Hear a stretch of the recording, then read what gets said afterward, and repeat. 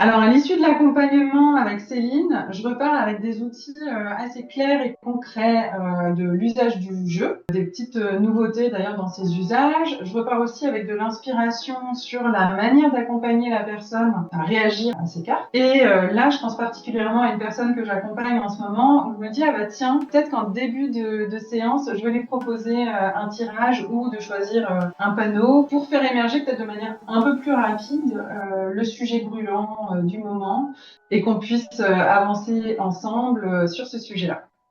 Je m'appelle Cécile, ça fait 9 ans que je suis indépendante et plusieurs années que j'anime des ateliers de connaissance de soi, d'expression de soi. Je suis passionnée de communication non violente.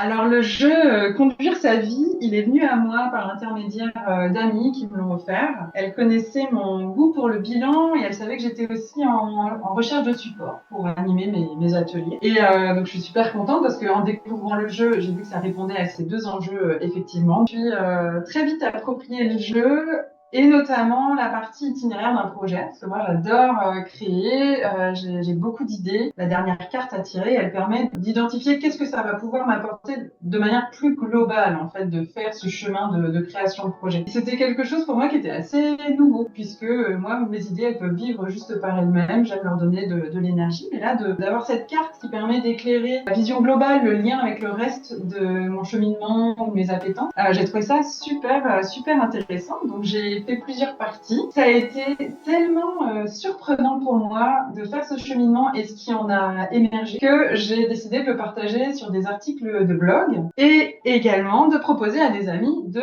faire cette partie ensemble et plusieurs fois. C'est-à-dire qu'on s'est retrouvés une fois à intervalles réguliers pour partager ces moments. Et je dois dire que les interactions, les regards qu'on a pu porter les unes sur les autres, sur nos compréhensions, sur les échos des cartes, ça a vraiment été hyper riche. Donc ça a créé de la connexion entre nous, de la connaissance les unes des autres. C'est vraiment une expérience qui nous a resserré les liens et qui en plus nous a soutenus respectivement dans nos cheminements.